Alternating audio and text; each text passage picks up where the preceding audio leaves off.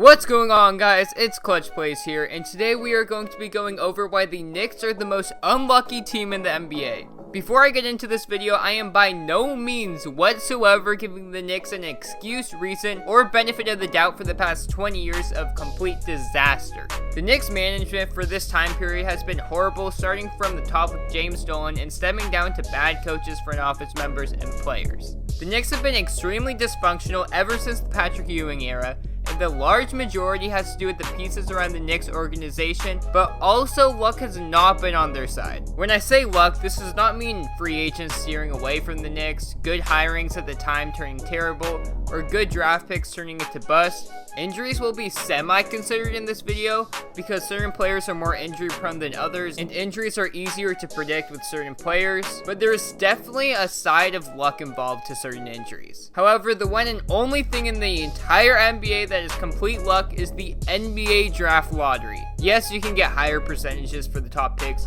but all in all, it's still the one thing that is solely based off of luck. Now that we're on the topic of the NBA draft lottery, let's go over the Knicks' luck in the lottery for the past 20 years. In the years 2000 to 2005, the Knicks stayed in the exact same spot in the draft lottery, which was honestly around the 8 to 12 pick range. In 2000 though, the Knicks actually had the second best odds of the draft lottery and got the second pick, but due to the dumbass Knicks front office, they traded the pick in the notorious Eddie Curry trade. In the 2008 NBA draft lottery, the Knicks moved from the 5th pick down to the 6th pick, where they took Danilo Gallinari, and Kevin Love got drafted 5th overall. Knowing the Knicks front office, they would have probably drafted Gallinari at the 5th overall pick, but if the Knicks did get the 5th pick, maybe they would select Kevin Love, who was a better prospect than Gallinari, but who knows. Once again, in the 2009 draft lottery, the Knicks stayed put at the 8th pick, and as we all know, Stephen Curry, the Knicks target at the time, went number 7. Continuing on, in the 2010 draft, the Knicks did not have a pick due to the Stephon Marbury trade, and ultimately the Jazz picked Gordon Hayward, where the Knicks would have been picking, which was 9th overall. The Knicks were not in the lottery until the 2015 draft lottery, where the Knicks did drop 2 spots in the draft lottery, as they had the second best odds but dropped to the 4th pick. Kristaps turned out to be a steal, but the Knicks still got screwed over by the draft lottery at the time. Once again, in the 2017 NBA draft, the Knicks fell down 1 spot to the 8th pick. Are you starting to see a trend right now? Finally, this past year, believe it or not, we were blessed with good luck for once, yet we dropped 2 spots. So as you guys see, 1, the Knicks front office cannot keep their picks and puts them in terrible trades, and 2, the Knicks have never increased their position in the draft lottery, not even 1 spot ever since 1985, when the Knicks ultimately got the number 1 pick handed to them. Yes, this is the conspiracy that the 1985 NBA draft lottery was rigged. The Knicks card has been in 12 draft lotteries since 1985, yet not once have they moved up, and they have moved down 5 different times. Not only that, but I did a bit of math, and if you add up all the percent chances the Knicks had at the first overall pick between 1985 to 2019, the percentage is over 100%. Once again, I'm going to reiterate that the Knicks probably would have found a way to muck it all up if they did get better luck, and this is no excuse for the Knicks' stupidity, but in all reality, this shows the Knicks are by far the most unlucky team in the NBA.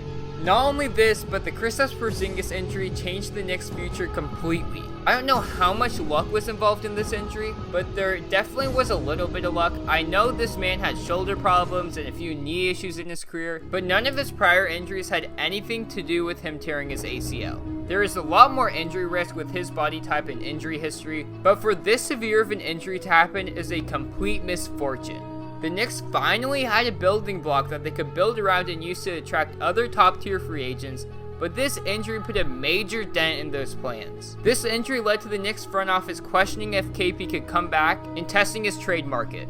However, KP and his brother's frustration with the Knicks thickened when they saw that they were not winning any games, but I don't understand that, because what are you expecting for the Knicks team without you playing? Like, it's common sense, buddy. This and a few other things led to the Knicks being forced to trade KP for cap space, DSJ, and picks. But if KP didn't suffer as gruesome of an injury, and he was playing with the Knicks still, they could be in playoff contention right now. Also, if KP still wanted out, the Knicks could get so much in return if he did not get injured. This is hard to say how much bad luck was involved, but at the end of the day, we know the Knicks got pretty unlucky with this whole situation. All in all, as you guys see from the Knicks draft lottery luck and injury luck, the Knicks have been one of the most unlucky franchises in the entire NBA. I mean, minus the Seattle Sonics, who got their team completely destroyed. However, in all reality, if we ended up getting lucky, we probably would have traded those picks away in a trade, knowing the front office members. So our outcomes wouldn't really have changed much. All I can say right now is that the Knicks are in a great direction front office-wise, besides the owner.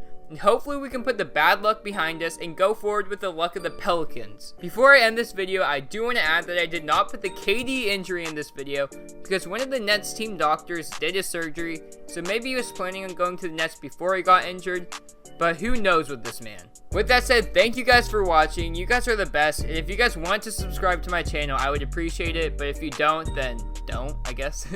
And if you enjoyed it, please leave a thumbs up, and I'm out, and peace!